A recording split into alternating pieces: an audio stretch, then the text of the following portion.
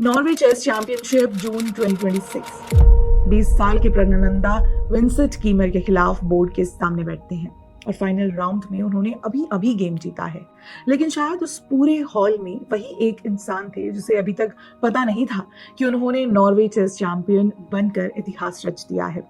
वो उठते हैं, बाहर निकलते हैं और तब कोई उनके पास आकर कहता है, भाई तू तो जीत गया, you are the champion now.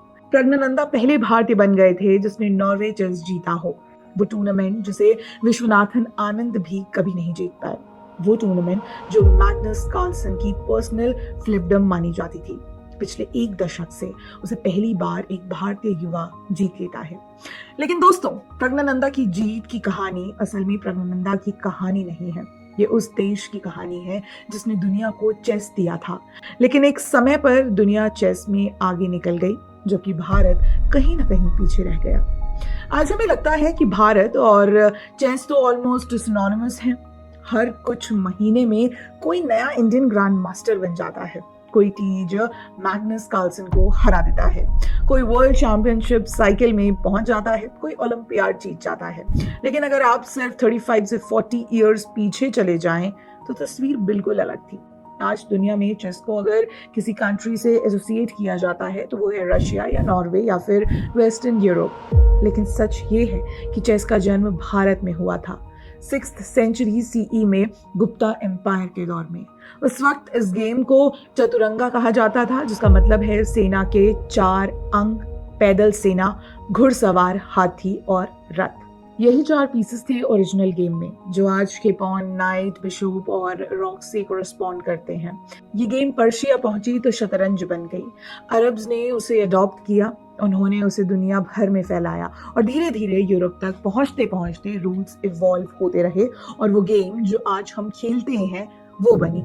यहाँ तक कि चेक और चेकमेट जैसी शब्द भी पर्शियन वर्ड शाह से आए हैं, जिसका मतलब है राजा। तो जिस गेम में हम आज चेकमेट बोलते हैं वो शब्द भी अल्टीमेटली उस सिविलाइजेशन की देन है जिसने ये गेम बनाई है। भारत ने ये गेम दुनिया को दी और फिर अगले 14 सदियों तक भारत खुद इस गेम में नहीं था। ये एक बड़ी आयरनी है, शायद स्पोर्ट्स हिस्ट्री की सबसे बड़ी आयरनी। जिस देश ने चेस को इन्वेंट किया वो देश आजादी के बाद भी दशकों तक एक भी ग्रैंड मास्टर नहीं बना पाया। इस स्टोरी को ठीक से समझने के लिए पहले ये जानना जरूरी है कि चेस में ग्रेटनेस कैसे मेजर होती है, क्योंकि अगर आपको ELO रेटिंग सिस्टम नहीं पता तो आप प्रग की जीत की असली वेट नहीं समझ पाएंगे। तो आपको ELO रेटिंग्स के बारे में समझाएंगे मेरे साथी हर्ष। Thank you Himanshi. दोस्तों, चेस में प्लेयर्स को रैंक करने के लिए एक मैथमेटिकल सिस्टम यूज होता है जिसे ELO रेटिंग कहते हैं। इसे बनाया था हंगेरियन अमेरिकन फिजिक्स प्रोफेसर ने, जिनका नाम था आर्पाड इलो। 1960s में ये बना हुआ था। चेस के इंटरनेशनल गवर्निंग बॉडी FIDE ने इसे 1970s में ऑफिशियली अडॉप्ट किया और तब से ये सिस्टम पूरी दुनिया के कॉम्पिटिटिव चेस को मेजर करता है। हर रेटेड प्लेयर के पास एक नंबर होता है जो उनकी करंट स्ट्रेंथ को रिप्रेजेंट करता है। एक बिगिनर 800 से 1000 के आसपास होता है, जो मेरी ELO रेटिंग भी है। सीरियस क्लब लेवल का प्लेयर जो होता है वो 1500 से 1800 पर होता है। नेशनल लेवल पर compete करने के लिए 2000 से 2200 की रेंज चाहिए होती है। इंटरनेशनल मास्टर यानी IM टाइटल के लिए जनरली 2400 प्लस की रेटिंग चाहिए होती है और ग्रैंड मास्टर यानी GM चेस का हाईएस्ट ऑफिशियल टाइटल, उसके लिए 2 कंडीशंस होती है। पहला कि किसी पॉइंट पर 2500 रेटिंग हो, दूसरी कम से कम 3 नॉर्म्स अचीव करो। नॉर्म मतलब किसी स्ट्रॉन्ग इंटरनेशनल टूर्नामेंट में एक स्पेसिफिक परफॉर्मेंस थ्रेशोल्ड पार करना, यानी ये प्रूव करना कि तुम कंसिस्टेंटली उस लेवल पर खेल सकते हो। इस रेटिंग का एक और इंपॉर्टेंट फीचर है जो इसे बाकी रैंकिंग सिस्टम से अलग बनाता है। ये स्टैटिक नहीं है। हर गेम के बाद दोनों प्लेयर्स की रेटिंग्स चेंज होती हैं और चेंज की मैग्नीट्यूड डिपेंड करती है इस बात पर कि रिजल्ट जो था वो एक्सपेक्टेड था या फिर नहीं था। अगर तुमने ऐसे किसी प्लेयर को हराया है जो तुमसे 200 पॉइंट्स ऊपर है तो तुम्हारी रेटिंग्स में बड़ा जंप आएगा क्योंकि ये अपसेट था। लेकिन अगर तुम किसी बहुत कमजोर प्लेयर से हार गए तो फॉल और भी तेज होगा। ये सिस्टम हर गेम को उसकी सही वेट देता है। वर्ल्ड के एलीट प्लेयर्स 2700 प्लस पर खेलते हैं और उन्हें सुपर ग्रैंड मास्टर्स कहा जाता है। 2800 का जो थ्रेशोल्ड है वो इम्पॉसिबल तो नहीं है, लेकिन इतिहास में अब तक सिर्फ 15 से 16 प्लेयर्स ने ये मार्क क्रॉस किया है। और मैग्नस कार्लसन, जिनकी पीक रेटिंग 2882 थी, वो इस रेटिंग सिस्टम में ह्यूमन हिस्ट्री का हाईएस्ट पीक होल्ड करते हैं। अब भारत पर वापस आ जाते हैं। 1980s का दशक था। कोई चेस एकेडमी नहीं थी, कोई कॉर्पोरेट स्पॉन्सर नहीं था, कोई इंफ्रास्ट्रक्चर नहीं था। क्रिकेट या हॉकी ही एकमात्र रियल स्पोर्ट्स थे इस देश के लिए, बाकी सारे पेरिफेरल थे। और ऐसे माहौल में एक नाम सामने आया, प्रवीण थीप से। मुंबई के एक प्लेयर ने 1984 में अपना पहला ग्रैंड मास्टर नॉर्म हासिल किया, लेकिन उस जमाने में फीडे का एक रूल था, 5 साल के अंदर तीनों नॉर्म्स कंप्लीट करो वरना टाइटल नहीं मिलेगा। ठीक से वो विंडो मिस कर गए और अल्टीमेटली ग्रैंड मास्टर जो नॉर्म था, वो जो टाइटल था, उन्हें वो 1997 में जाकर मिला। अब जरा आप देखिए, भारत के पहले ग्रैंड मास्टर थे विश्वनाथन आनंद जो 1988 में बने, दूसरे थे दिव्येंद्र बरुआ 1991 में बने और तीसरे थे थीप्से जो 1997 में ग्रैंड मास्टर बने। मतलब 3 नाम, 9 साल का गैप, यही था उस वक्त का भारत। लेकिन इस पूरी कहानी में सबसे इंपॉर्टेंट नाम था विश्वनाथन आनंद का, क्योंकि वो सिर्फ भारत के पहले ग्रैंड मास्टर नहीं थे, वो उससे बहुत बड़ा कुछ थे। स्पोर्ट्स में एक कंसेप्ट होता है जिसे हम बिग ट्रिगर कह सकते हैं, एक ऐसा मूवमेंट जो किसी स्पोर्ट को पूरी ट्रैजेक्टरी परमानेंटली बदल देता है। सिर्फ एक ट्रॉफी नहीं होती है, ये एक पूरा इकोसिस्टम ट्रिगर करती है। 1983 की वर्ल्ड कप ने क्रिकेट के लिए ये किया, गोपीचंद ने बैडमिंटन के लिए यही किया, हैदराबाद में एकेडमी बनाई, एक पूरा सिस्टम बनाया और उस सिस्टम से साइना निकली, सिंधु निकली, नीरज चोपड़ा ने टोक्यो में ओलंपिक गोल्ड जीता और जेवलिन एक दिन में मेन स्ट्रीम बन गई।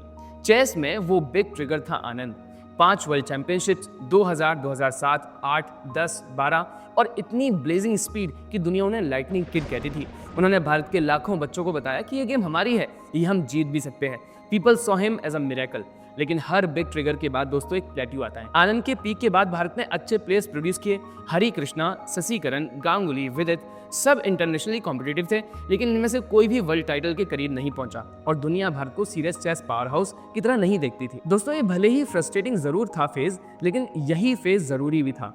तमिलनाडु के स्कूल्स में एकेडमिक्स खुल रही थी, ऑनलाइन चेस ने ट्रेनिंग एक्सेसिबल कर दी थी, कंप्यूटर इंजन्स ने प्रिपरेशन डेमोक्रेटाइज कर दिया था, क्वाइटली साइलेंटली एक पूरा जनरेशन जो था वो तैयार हो रहा था जो अभी विजिबल नहीं था। और फिर अचानक से एक साथ जैसे कोई बांध टूट गया जब प्रग, गुकेश, निहाल और अर्जुन जैसे प्लेयर्स उभरने लगे।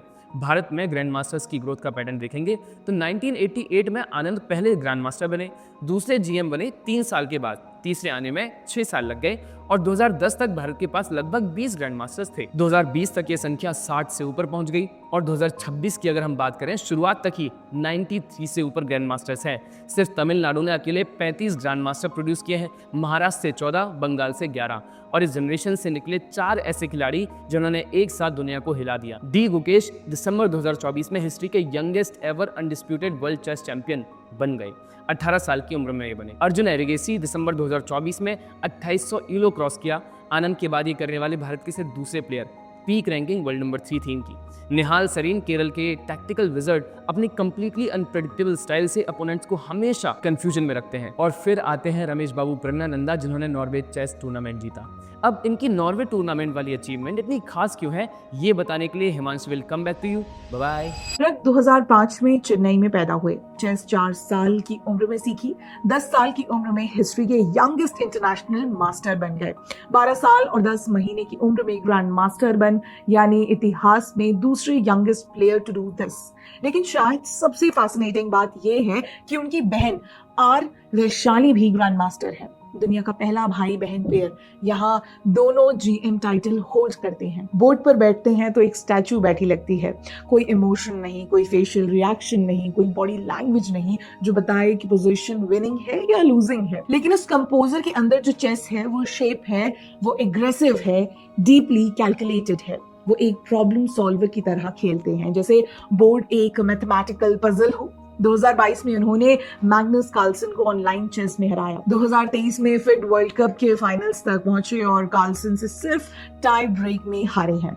2024 में टाटा स्टील मास्टर्स जीता, उसी टूर्नामेंट में गुकेश को भी हराया। कोई ड्रामा नहीं, कोई शोर नहीं, स्टेडली कंसिस्टेंसी। दुनिया के टॉप टायर में सेटल होते जा रहे थे।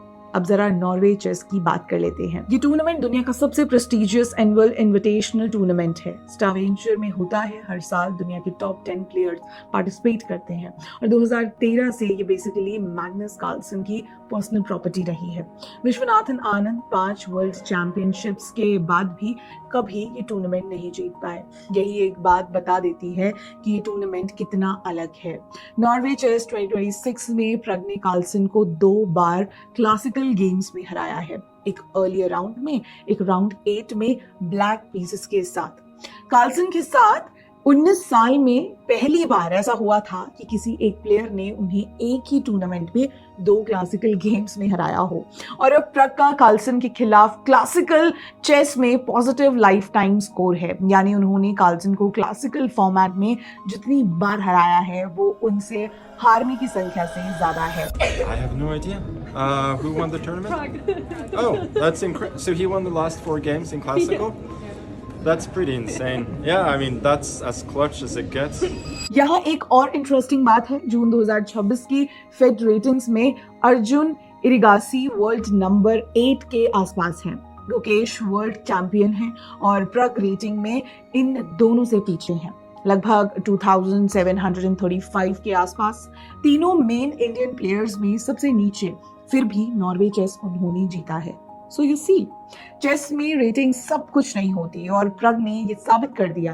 दोस्तों, भारत के पास अभी 93 से ज्यादा ग्रैंड मास्टर्स हैं और एक्सपर्ट्स का मानना है कि 2027 से पहले 100 का मार्क पार हो जाएगा।